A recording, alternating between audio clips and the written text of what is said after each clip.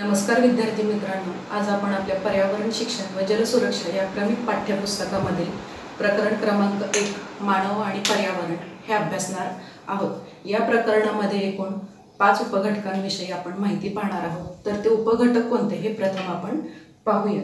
तर त्यातील पहिला आहे लोकसंख्या वाढ, दुसरा आहे ग्रामीण आणि शहरी वसाहती, तिसरा आहे स्थानिक समुदाय आणि परंपरा, चौथा आहे पर्यावरण आणि आरोग्य आणि पाचवा आहे जगण्याचा अधिकार, मानवाधिकार आणि मूल्य शिक्षण होय। तर आजच्या तासाला आपण पहिल्यांदा प्रथम लोकसंख्या वाढ या संकल्पनेविषयी माहिती पाहूया। तर लोकसंख्या किंवा लोकसंख्येची वाढ याविषयीची माहिती आपण या आधीच्या इयत्तेमध्ये देखील अभ्यासली असेल किंवा तुम्हाला याविषयी माहिती देखील असेल, पण आजच्या तासाला आपण पर्यावरणीय दृष्टिकोनातून लोकसंख्या वाढीचे असलेलं महत्त्व हे अभ्यासणार आहोत। तर मनुष्य प्रजातीचं अस्तित्व पृथ्वीवरील हे सुमारे 3 दशलक्ष वर्षापूर्वीपासून आहे, पण त्याच्यामध्ये विविध टप्पे आहेत। जसे की पूर्वीच्या काळी माणसाला अन्न मिळवण्यासाठी तो कंदमुळे किंवा शिकार करून आपली अन्नाची गरज भागवत होता, पण हे सर्व काही त्याला एका ठिकाणी मिळत नव्हते, त्यासाठी त्याला स्थलांतर करावे लागत होते।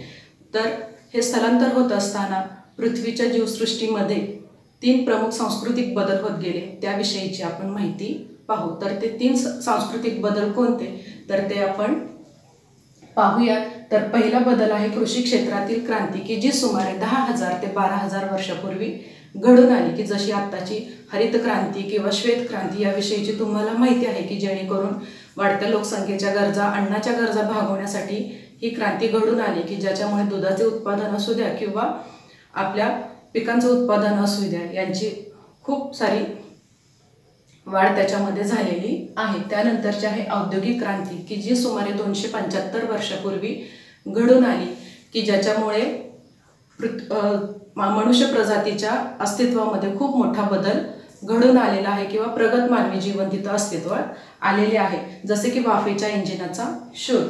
त्यानंतरची क्रांती आहे माहिती व जागतिकीकरणातील क्रांती, की आज देखील आपण पाहतोय की शाळा बंद आहेत पण शिक्षण सुरू आहे, ते कोणाच्या माध्यमातून तर माहिती किंवा जागतिकीकरणातील क्रांतीमुळे। आत्ताच आपण मानव प्रजातीच्या अस्तित्वामध्ये होत गेलेले 3 प्रमुख सांस्कृतिक बदल पाहिले, त्यातील कृषी क्रांती, त्यानंतर औद्योगिक क्रांती आणि माहिती व जागतिकीकरणातील क्रांती याविषयी पाहिलं। पण ते बदल होत असताना मानवाच्या अस्तित्वामुळे किंवा मानवाच्या गरजेपोटी जे बदल घडून आले त्याच्यामुळे पृथ्वीवर देखील खूप सारे बदल हे घडून आलेले आहेत।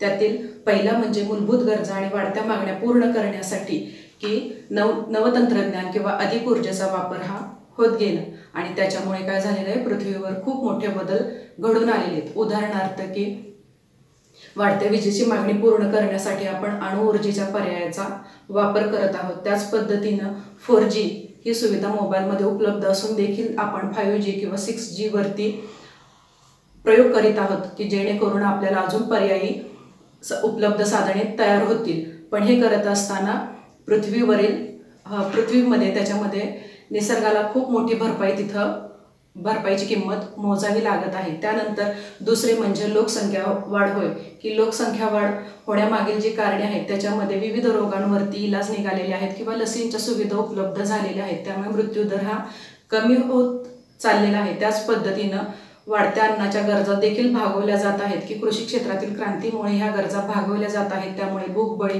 किंवा कुपोषणामुळे होणाऱ्या मृत्यूंचे देखील प्रमाण कमी झालेले आहे। आणि तिसरे म्हणजे वाढत्या लोकसंख्येच्या गरजा भागवत असताना आपण नैसर्गिक साधन संपत्तीचा वारेमाप वापर करीत आहेत, की जेणेकरून काय झालेलं आहे, निसर्गामध्ये प्रदूषणासारख्या गंभीर समस्या निर्माण होऊ लागलेल्या आहेत, की सांस्कृतिक बदलामुळे पृथ्वीवरती हे प्रमुख 3 बदल घडून आलेले आहेत।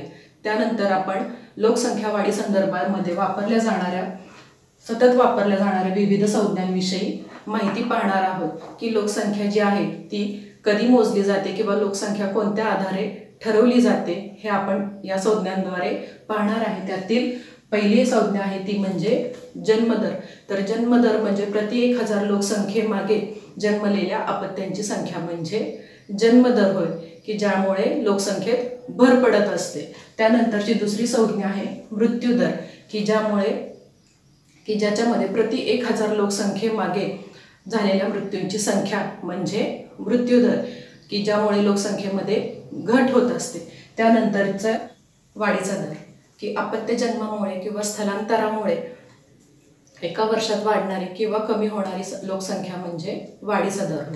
यापुढील संज्ञा आहे दुप्पट होण्याचा कालावधी. सध्याच्या लोकसंख्या वाढीच्या दरानुसार एखाद्या क्षेत्रातील लोकसंख्येला दुप्पट होण्यासाठी लागणारा कालावधी म्हणजे दुप्पट होण्याचा कालावधी होय. की एखाद्या क्षेत्रामधील जी लोकसंख्या आहे ती कोणत्या कालावधीमध्ये दुप्पट होते ते म्हणजे दुप्पट होण्याचा कालावधी होय. आता यामधील एक उदाहरण आपण पाहूया की सध्याची कोरोना स्थिती आहे. याच्यामध्ये बघा, गुरुवारचा 10 सप्टेंबरचा लोकमतचा पेपर पहा की या पेपरमध्ये सातारा जिल्ह्याची आकडेवारी आलेली आहे. अगदी आलेखासहित ती दिलेली आहे. यामध्ये बघा तुम्हाला प्रकल्पाचा विषय देखील मिळू शकतो की यामध्ये बघा मार्चमध्ये जी संख्या दाखवलेली आहे की 23 मार्च रोजी किती रुग्णसंख्या होती, तर फक्त 1 होती. पण 23 मार्चपासून 23 जूनपर्यंत जी कोरोना रुग्णसंख्या जी आहे ती 1012 झाली. त्यानंतर 29 जूनपासून 16 जुलै म्हणजे अवघ्या 15 दिवसांच्या कालावधीत ही संख्या 1012 पासून 2073 पर्यंत झाली. म्हणजे एका 15 दिवसाच्या कालावधीतच काय झालेली आहे, ही संख्या दुप्पट झालेली आहे. आणि बघा 23 मार्च पासून 8 सप्टेंबर पर्यंतची ही संख्या जी आहे ती 20,530 इथपर्यंत झालेली आहे. म्हणजे ऑगस्टमध्येच बाधितांच्या संख्येत वाढ झाली. 1 ऑगस्टला 4000, तर त्यानंतर 27 दिवसात हा आकडा दुप्पट झालेला आहे. तर आता जे उदाहरण सांगितलेले की 15 दिवसात काय झालेली आहे, रुग्णसंख्या दुप्पट झालेली आहे. आणि ज्यांच्या घरी पेपर येत असतील किंवा आपण इंटरनेटच्या माध्यमातून देखील बातम्या पाहत असू त्याच्यामध्ये आपल्याला रुग्णांचा वाढता आकडा दिसून येतो. तर तो म्हणजे दुप्पट होण्याचा कालावधी होय. त्यानंतरचा पुढील मुद्दा आहे वहन क्षमता. तर वहन क्षमता म्हणजे एखाद्या क्षेत्रातील जास्तीत जास्त व्यक्तींची किंवा प्रजातींची जतन होऊ शकणारी संख्या म्हणजे वहन क्षमता होय. तर पृथ्वी हा ग्रह आहे आणि पृथ्वी या ग्रहावरती सर्व सजीव किंवा निर्जीव घटकांचे अस्तित्व आहे. आता निर्जीव घटकांची संख्या मर्यादित असते किंवा ते वाढू शकत नाहीत, पण सजीवांची संख्या ही निश्चितपणे वाढू शकते. तर खूप साऱ्या पर्यावरण तज्ज्ञांच्या मते पृथ्वीच्या वहन क्षमतेस आणि लोकसंख्या वाढीस निश्चितच मर्यादा आहेत. आणि आता आपण त्याचं उदाहरण देखील पाहत आहोत की वाढत्या लोकसंख्येमुळे कोणकोणत्या समस्या निर्माण झालेल्या आहेत, की अपुऱ्या जागेची समस्या किंवा नैसर्गिक साधन संपत्तीविषयी असलेली समस्या, त्याच पद्धतीने रोजगाराच्या समस्या, जागेच्या समस्या, या सर्व समस्यांना आपल्याला तोंड द्यावे लागत आहे. त्यानंतर जे आहे ते पर्यावरणीय संतुलन. पर्यावरणीय संतुलन म्हणजे पृथ्वीवरती जे पर्यावरण आहे त्या पर्यावरणामध्ये सजीव आणि निर्जीव घटक यांचं अस्तित्व असतं. आणि सजीव आणि निर्जीव यांच्या घटकांमधील असलेल्या आंतरक्रियामुळेच काय आहे, पर्यावरणीय संतुलन राखलं जात आहे. पण मानवी हस्तक्षेपामुळे काय झालेलं आहे, हे पर्यावरणीय संतुलन आता ढासळू लागलेलं आहे. त्यानंतर पुढील संज्ञा आहे लोकसंख्या वाढीचा दर. तर लोकसंख्येतील निव्वळ वार्षिक वाढ म्हणजे काय झालेलं आहे, लोकसंख्या वाढीचा दर आहे. त्यानंतरची पुढील संज्ञा आहे घातांकीय वाढ.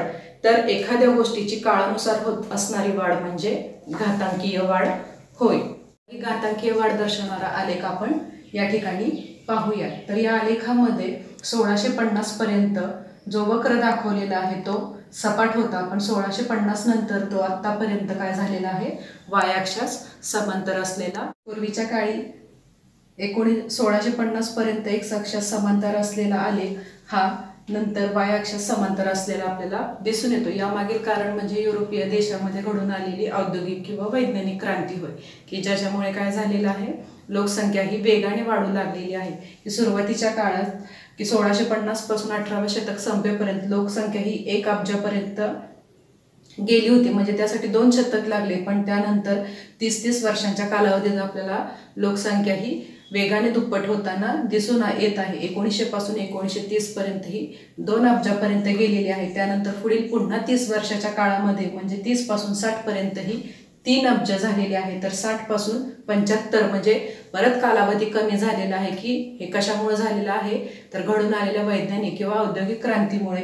की पुढील 15 वर्षांच्या काळामध्ये लोकसंख्या ही दुप्पट झालेली आहे, 3 पासून 4 पर्यंत झालेली आहे. त्यानंतर 1975 ते 87 पुन्हा कालावधी कमी झालेला आहे. की 12 वर्षाच्या काळामध्ये लोकसंख्या ही दुप्पट झालेली आहे, की 4 पासून 5 अब्जापर्यंत गेलेली आहे आणि 87 पासून 99 पर्यंत लोकसंख्या ही 6 अब्जापर्यंत जाऊन पोचलेली आहे आणि आत्ताच्या घडीला लोकसंख्या ही आहे 7.7 अब्ज।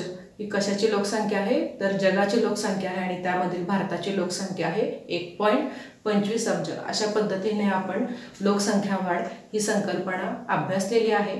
तर पुढील तासाला आपण लोकसंख्याशास्त्र संक्रमण याविषयी माहिती पाहणार आहोत। धन्यवाद।